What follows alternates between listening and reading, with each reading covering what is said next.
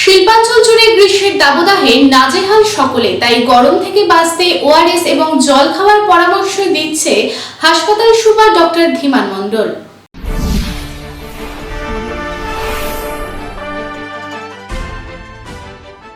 হঠাৎ করে প্রচন্ড গরম পড়ে গিয়েছে। তাপমাত্রা 40 ডিগ্রি বা তার বেশি হলে শরীরের পক্ষে সহনীয় মাত্রা অতিক্রম করে যায়। গরমে হাঁসফাঁস করছে শিল্পাঞ্চলবাসী। বেলা বাড়ার সঙ্গে সঙ্গেই তাপমাত্রা বাড়ছে, যার ফলে প্রখর রোদে রাস্তাঘাট শুনশান। খুব প্রয়োজন ছাড়া মানুষ বাড়ি থেকে বেরোচ্ছেন না। এই গরমের মধ্যে দিয়ে রাস্তায় যে সমস্ত মানুষজন বেরোচ্ছেন, মুখে ঢাকা দিয়ে অথবা মাথার উপরে ছাতা রয়েছে। এরই মধ্যে ট্রাফিক পুলিশদের দেখা গেল মুখ বেঁধে ডিউটি করতে, কখনো দেখা গেল ঠান্ডা জলের ঝাপটা নিতে। যদিও দুর্গাপুর মহকুমা হাসপাতালের সুপার এই গরম থেকে বাঁচতে সাধারণ মানুষের উদ্দেশ্যে পরামর্শ দেন, যাবতীয় কাজ বেলা বাড়ার আগেই করে নিতে হবে।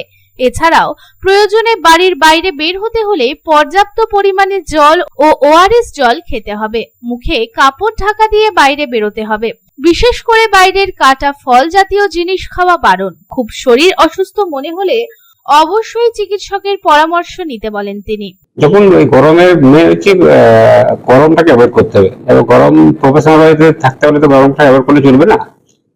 সেক্ষেত্রে আমরা চাইবো যে আমরা সবাইকে সাজেস্ট করি যে যাবতীয় কাজ যদি আমরা বেলা বাড়ার সঙ্গে আগেই করে নিতে পারি। এছাড়াও যদি কাজের জন্য যদি বাড়ি যেতেই হয়, তাহলে ডিহাইড্রেশন খুব হয়। ডিহাইড্রেশন হলে পরে আপনাকে পর্যাপ্ত পরিমাণ জল খেতে হবে এবং ওআরএস খেতে হবে। মানে ইলেকট্রোলাইট ইমব্যালেন্সও হতে পারে, জল এবং ইলেকট্রোলাইট খেতে হবে। আর পাওয়ার পক্ষে যদি সম্ভব হয়, জল আমরা ইভাপোরেশন যদি আমরা অ্যাভয়েড করতে পারি, মানে আমরা কাপড় ঢাকা নিয়ে যদি চলাফেরা করতে পারি, সেটাও আমাদের অনেকটা উপকারে লাগবে আর কি। তো আমি চাইবো যে অ্যাভয়েড করুন যতটা সম্ভব, কাজটাকে বাদ দিয়ে কাজটা করতেই হবে। কাজটা যদি আগে করে না যায়, আর যদি বেরোতেই হয়, তাহলে অতিক্রমণ জল খান এবং ওআরএস খান, তাহলে আপনি ভালো থাকবেন। আর বাইরের কাটা ফল খাবেন না। এই মুহূর্তে ভাইরাল ট্রান্সমিশন শুরু হচ্ছে, তাহলে কাটা ফল খেতে আমি সবসময় আমরা নিষেধ করি, তবে জন্ডিসটা লাঘব হয়ে যায়। এই প্রসঙ্গে এক ট্রাফিক আধিকারিক জানায়, গরম থেকে বাঁচতে জল ওআরএস দেওয়া হচ্ছে।